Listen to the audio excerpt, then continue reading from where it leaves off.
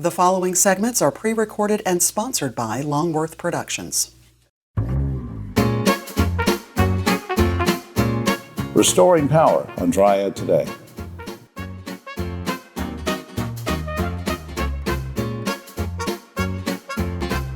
Hello everyone, I'm Jim Longworth and welcome to another edition of Triad Today, coming to you once again from the beautiful Senior Botanical Garden in Kernersville. We'll tell you more about the garden later on, and later on is when the roundtable shows up, and we'll get into all sorts of controversial topics with those guys, so stay tuned for that. We're also going to have an important discussion about restoring power, especially helping folks out in the western part of the state. We'll get to all that, but where we want to start is with a lovely young lady who was with us a couple years ago. She doesn't come often enough, but we're glad to have her here. Dr. Jennifer Crispin is a surgeon at Novant Health Breast Surgery. Good to see you again. Good to see you.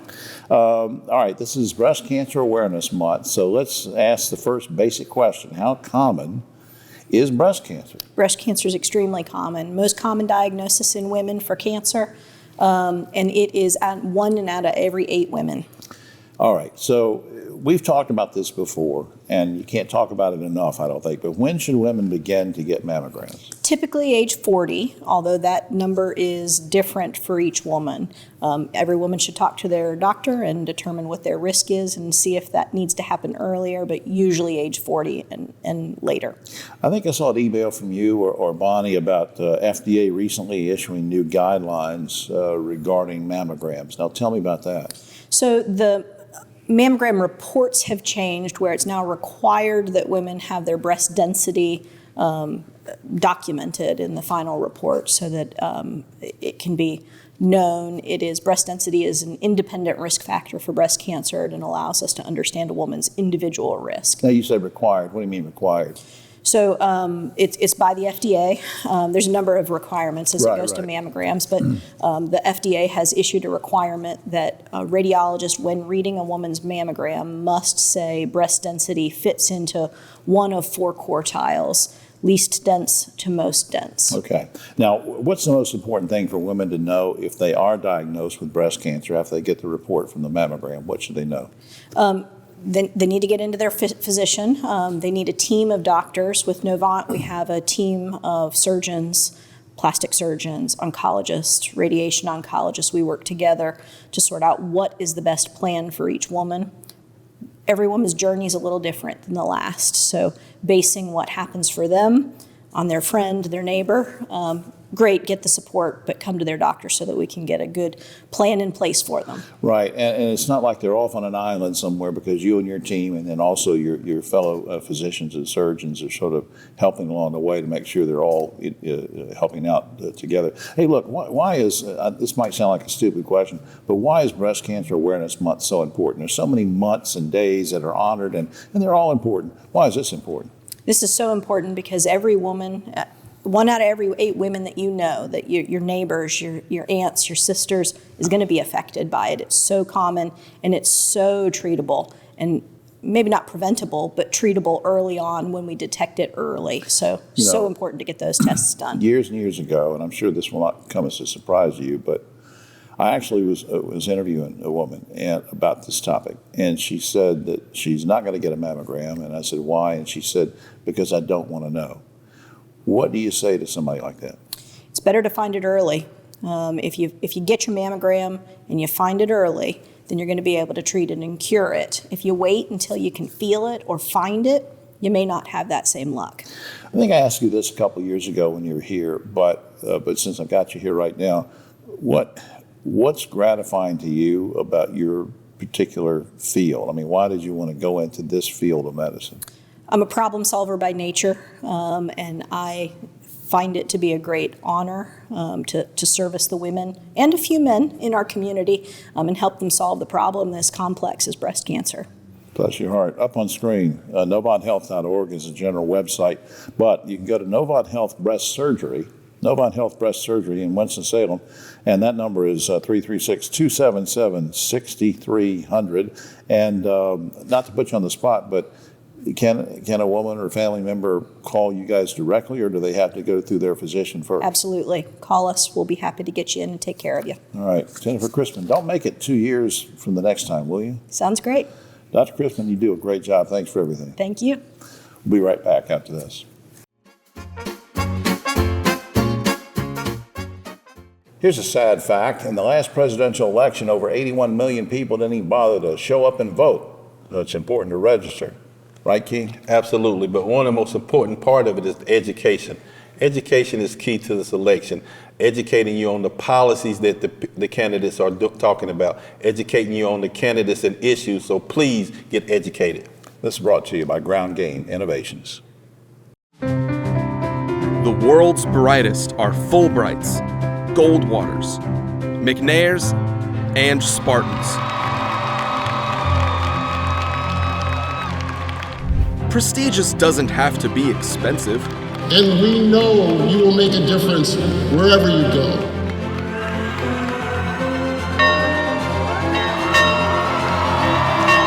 UNCG. Find your way here.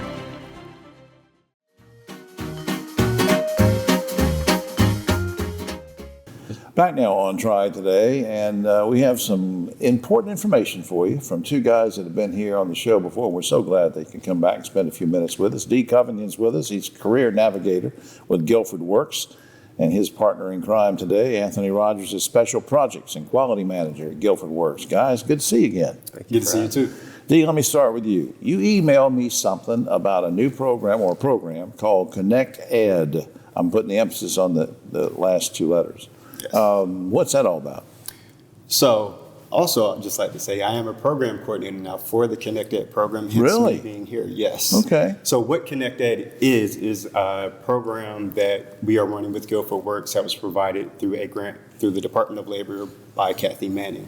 So, with that, we are trying to connect customers with earning credentials and booming industries in the area. Now, give me some idea of specific services. We don't have to do a whole laundry list, but give me a couple examples of specific services that you'd provide.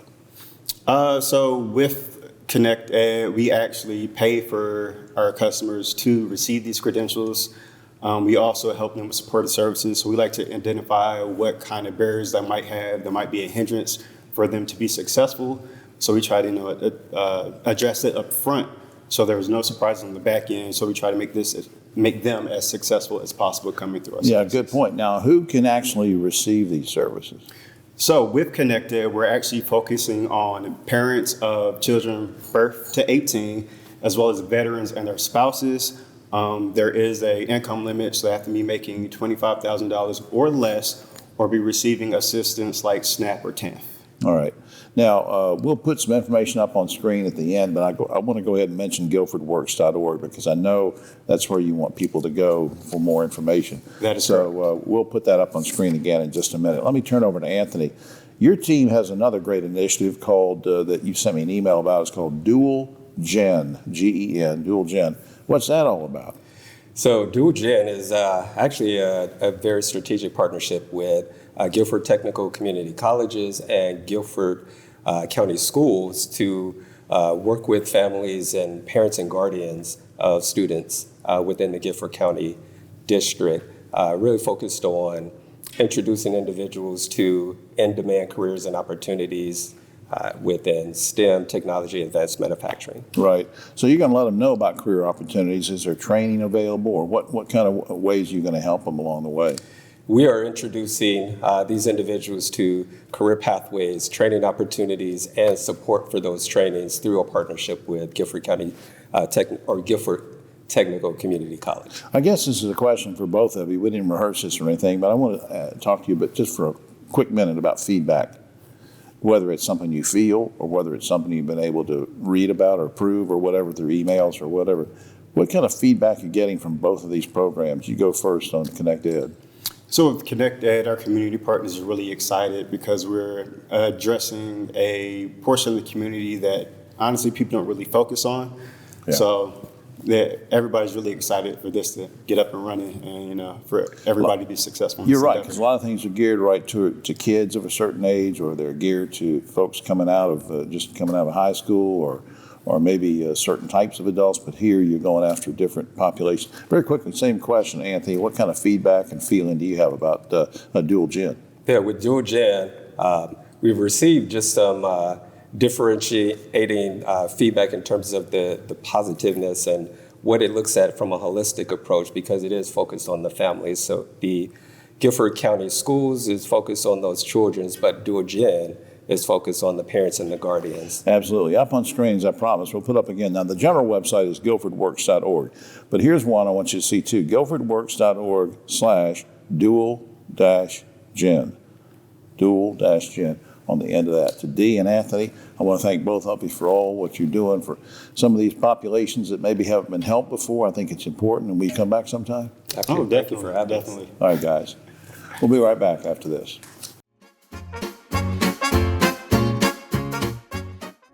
Hi, I'm Jim Longworth, reminding you that Triad Today is now streaming on WFMY Plus, available free on Roku and Amazon Fire TV. Banking is like going for a swim. You don't need all the complicated stuff, but you don't want to feel exposed either. At Truliant, we give you just what you need, so you can manage your money on the go or stop by a branch whenever you need to. It's all about having options, while also keeping life simple with low rates, free financial advice, and friendly faces. So check out Truliant. We have just what you need.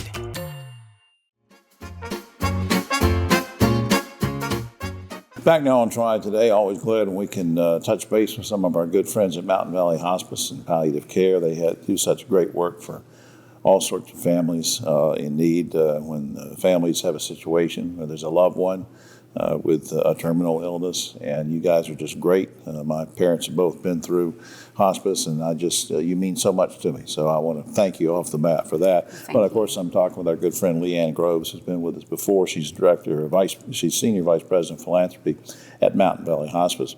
Why is it important for Mountain Valley to receive monetary gifts? Because I think a lot of people sometimes they say, oh, you're a big agency, I guess the government supports you or whatever. And that is true. We do get Medicaid and Medicare support, but we provide typically $400,000 in charity care every single year. This past year it was $420,000. And 20 of that, it was 2 pieces of equipment for children. So we also do pediatric care as well. So, yeah, because you're a nonprofit agency. So I'm not going to name anybody, but there are agencies around the country that are for profit.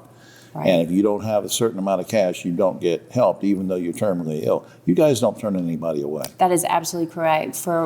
We never turn anybody away. If somebody wants to make a financial donation, and we'll get to volunteerism in a minute, but if they want to write a check or something, is it tax deductible? It is tax deductible. We are a 501c3 nonprofit organization, so they will receive a letter that they can present to their accountant and for tax purposes. Now, that brings me to other ways that people can help and to volunteering, which you guys really rely on volunteers, don't you? We do. People can volunteer in several ways. They can volunteer with families, with the patients, so they can provide respite to caregivers.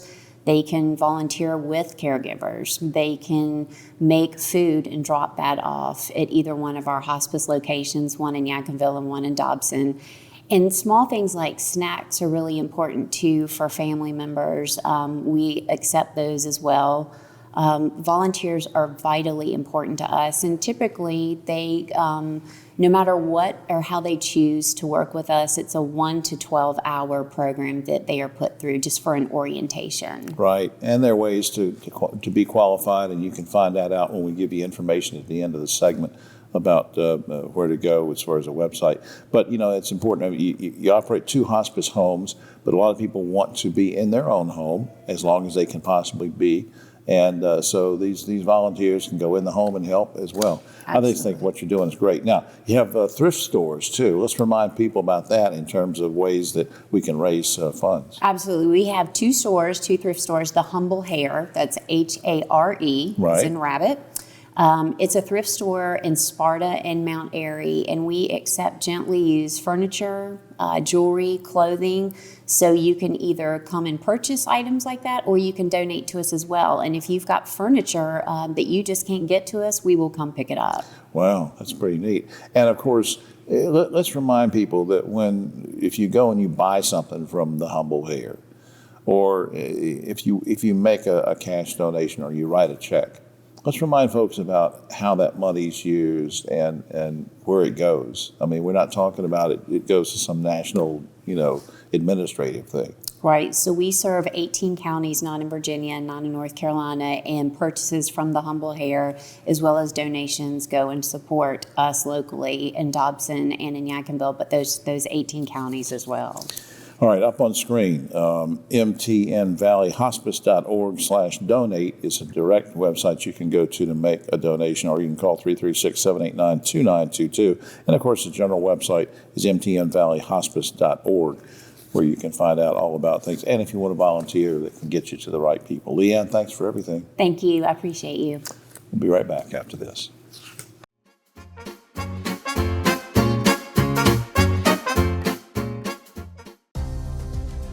North Carolina's economy is growing, bringing new businesses and opportunities. The need for electricity is growing too. At Duke Energy, we're meeting the challenge, providing even more electricity that's cleaner, reliable, and that stays affordable. We're getting out of coal and reinvesting in our communities with a diverse, balanced mix of energy sources and making targeted upgrades to the grid so that North Carolina can thrive in a smarter energy future. You know, it's hard to believe the Safe Sober program has been going strong for over 30 years. And over 600,000 students have made the pledge to stay safe and sober on prom night. You know, Griff, it's had a huge impact on our community. Yeah, you're right, David. And now we're making sure the message continues year-round. So everyone can join us in supporting our students. Learn more and take the pledge at safesober.com, sponsored by Daggett Schuler.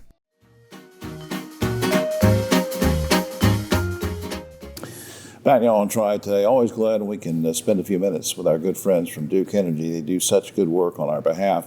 But of course, it's been a very rough week for a lot of people. Death and destruction from the storms emanating from Hurricane Helene. Just horrible. And yet the folks at Duke Energy have been working hard behind the scenes to get things going and restored. So we thought we'd have our buddy Hank Henning here. Hank, of course, manager of local government community relations for Duke Energy, sort of update us on things. Welcome back, sir. Thanks for having me. What did Duke Energy do to actually prepare for Hurricane Helene in advance and the storms that they thought might hit? Well, we always have the protocols we go through to pre-stage and plan for the worst and put our personnel where the storms are likely to hit. This storm in particular was actually an unprecedented historic storm for us, where it touched all three of our service areas from Florida to the Carolinas to the Midwest. But we had personnel staged, fortunately, to respond quickly to it, to get the power on. Unfortunately for our friends over in the western part of the state and upstate South Carolina, it hit a little bit harder than we thought, and so we've really had challenges with accessibility, and it's a all hands on deck effort between not only our teams but DOT, emergency services management from all over to really get the citizens what they need. Yeah, and there's all sorts of sources we can see from television, meteorologists, and others that we can read, and nobody knew what kind of flood damage was going to happen in western North Carolina. Nobody. It just took everybody by surprise. That makes your job and your team's job a lot harder, which brings me to this question. Let's talk about the regional impact, as you mentioned, as we're talking about now, harder hit in western North Carolina. How did it differ from, let's say, western North Carolina to Guilford to Forsyth to that kind of thing? Well, in Guilford, even though we were hit pretty hard, we had, I think we peaked in Guilford County at 13,000 outages. But as typical, within a day and a half, the vast majority of those 90% plus were back up and running, which I think our customers expect. Out west, like I said, there were complete roads and even small towns that were so significantly impacted we couldn't get there. And so we had to really get out there and assess the damage. Our protocol in those situations is really a triage situation where we deal with critical infrastructure first. So we've gotten 17 of our critical hospitals in the western part of the state back up and running. Our first, by Saturday, we had the airport in Asheville back up and running, so we could fly in, that people could fly in necessary supplies to get to citizens. Making sure that we get power to water treatment plants. I think people have read that there are citizens without water, so we've gotten many of those key infrastructure pieces back up and running. And that's really been the big challenge, different from other things. Because that's one of the challenges in trying to restore everything, right? All Correct. The flooding and everything. Yeah, and so our goal, we want to get as much power to as many people on it as quickly. So working with our transmission folks, I do want to give a shout out to our generating plants that are in upstate South Carolina and over that way in North Carolina. They kept those up and running during even the peak of the storm. So yeah, you guys did a great job. Final thoughts that you might have on maybe what we can all do to help in this situation, especially our neighbors, like you said, in the western part of the state. Any final thoughts on what we can all do? Yeah, great question. So there's a lot of support agencies that are providing aid to that part of the state. Just make sure, I'd encourage your viewing audience to make sure that they're sending their resources through credible, vetted organizations. There are a lot of scammers out there, unfortunately. So just make sure that you're sending it through those vetted organizations, like I said, but really people do need the help, and just encourage people to do so. Yeah, and this has been so different. You and I've talked off camera about the fact that so often in storms and hurricane situations in our state, it's the winds that might knock the power lines down. Here we had water where your lines are just disappearing into water. It's just been tragic for a lot of folks, and our thoughts and prayers go out to them, and so grateful for what you and your team have been doing on restoration. Up on screen, duke-energy.com is the website you can go to check out information on what's going on. Hey, thanks a lot, sir. Thanks for having me. All right. We'll be right back after this.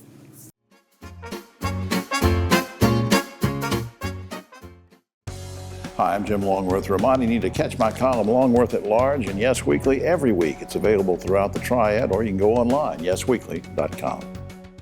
Baby, watch me fly. Baby, watch me soar. Baby, watch me fly. I will open up the sky. Fly local, fly easy, fly PTI. The world's brightest are Fulbrights, Goldwaters, McNairs, and Spartans. UNCG, find your way here.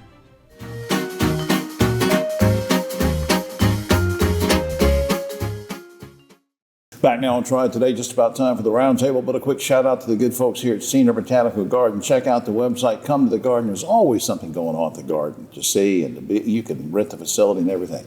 You can rent these three guys too, but I'm not going to give you the phone numbers. That's commercialization. On my right, but always political left, Ogie Overman. Also our distinguished guest, Dr. Don Martin, former superintendent of schools at Winston-Salem, Forsyth County. Now he's chairman of the Forsyth County Board of Commissioners, and Dave Briggs, former director of High Point Theater. We call him Mr. Theater. He has his own consulting company. Guys, let's get to it. Wake Forest University just canceled a lecture scheduled for October 7th. The lecture was to be delivered by a senior scholar of Arab and Muslim studies at San Francisco State University on the anniversary of the Hamas attack. Reason given for the cancellation by the Wake Forest officials was the lecture would, quote, stoke division in our campus community. Agree or disagree with the cancellation, Ogie? I think they weaseled out, Jim. I think that's what college is for. You know, you're supposed to be exposed to alternate ideas, you know, look at both sides of stories. That's what college students are supposed to do. Don Martin. I can see both sides. I can understand the administrative side that sometimes trumps a lot of, no pun intended, trumps a lot of issues in terms of violence. But in this case, the invitation was issued. It's an important, not only was that an important day and event, I think it should go to. I agree with Ogie. I think it should have gone on as well, although it is a prudent decision by the administration to cancel. I think they should have postponed it and not canceled. All right. You may recall earlier this year, guys, two climate activists, they're both in their mid-20s, I think, in Great Britain, protested against fossil fuels by, and this is intelligent, by throwing soup all over a priceless Van Gogh painting. Last week, a British court sentenced the vandals to 2 years and 2 months in prison. Guys, was the sentence too light, too harsh, or just right, Ogie? Well, excuse me. I agree obviously with the climate activists, but that's really not the way to go about the protest. There's a lot better ways to get your point across than that.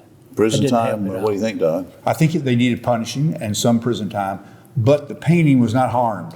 And when I read about that issue too, The painting was not harmed. I might have gone less than 2 years, but I think they needed some time behind bars. Dave. I don't understand British jurisprudence, but I think that they deserved at least that in jail. Okay. And hopefully they paid a hefty fine. Yeah, so they were able to restore it and clean it off. Speaking of Britain, the Heritage Foundation has sought to have Prince Harry's visa application made public. You're thinking, Jim, this is Triad Today. What do we care about Prince Harry? Here we go. The reason that Harry admitted, this is because he admitted in his 2023 memoir, he took illegal drugs. Now, if he didn't disclose that fact on his application, the visa could now be revoked. But last week, a judge ordered that Harry's visa application could not be made public. Guys, there are different implications to this whole thing. You okay with that ruling, Ogie? Yeah, I don't see where he should be held to a different standard than the rest of us. I remember. But is it a different standard? Well, according to the judge, it's not. And I agree with the judge. All right, Don. Well, if anyone else had their visa suspended for disclosing and or discovering that they did not report it, then his visa should be denied also. Yeah, Dave. So who does the due diligence on the visa to determine whether he had that or not? And frankly, 2 words, who cares? Well, we don't care about Harry maybe, but it goes to Don's point about, you've got to have some kind of consistent thing that if you do something that disqualifies you for a visa application, you shouldn't be treated any differently, whether you're rich or poor or anything. California Governor Gavin Newsom just signed a law that bans all plastic shopping bags from grocery stores by 2026. Now, we've talked about these bans before, temporary and various conditional bans. You okay with that ban, and would you like to see it happen here in North Carolina, Ogie? Yeah, I'm okay with that. I think plastic's going to eventually, it's going to be nationwide eventually, maybe not by then, but California's always a couple of years ahead of everybody else. Done. Well, plastic bags are recyclable. And in fact, they're so small, we save them up about every 3 months. Go to Walmart. Walmart has a plastic bag recycling bin that you don't go in the store, you just do it. And I can't imagine why that can't be scaled up. All right, Dave. And plastics are being made biodegradable as well. The other thing is that every product that you buy comes in a plastic bag. You buy meat, it comes in plastic with styrofoam. Yeah, so you're going to ban these bags? No, I don't think. Very quickly on this, we all know that there are people of both genders and all races who will tell you privately, I don't know if America's ready for a woman president. Guys, Kamala Harris is leading in the polls. She may be our next president, but do you think America's ready for a female president from the year 2024? Okay. Yeah, I think they were ready in 2016, actually, and I think the time is right and the time is now. This is her moment. Right. I think they're ready. There are a lot of women CEOs. I think are ready. Dave. Yeah, but I don't think it's going to be Kamala, and I don't think it's going to happen in 2024. I think it'd been Tulsi Gabbard or even Amy Klobuchar. But it'd be nice to have somebody that has quality and can do the job. All right. Kamala's not. That was commercial by Dave Briggs. Finally, Donald Trump is now selling Trump watches for $100,000. He's already sold tennis shoes, Bibles, coins, and pieces of his clothing. Guys, would you buy a Donald Trump watch for $100,000? I wouldn't buy. No. What a grifter. What a grifter is all he is. Don. What kind of a leader is that, Jim? Yeah, you would not buy it? No, I would not. Dave? I wouldn't buy one, but if somebody gave me one, you would wear it? I would wear it. Oh, Don, okay, Dave would wear it. That's all the time we have. Oh, except for this. 2 guys in England have grown the world's largest pumpkin. It actually weighs as much as a rhinoceros. They were asked, hey, why do you grow those giant pumpkins? One of the guys said, well, it's sort of a niche that we carved out for ourselves. I have to think about that for a minute. Yeah. Not bad. For all of us here on Triad Today, we'll see you next week.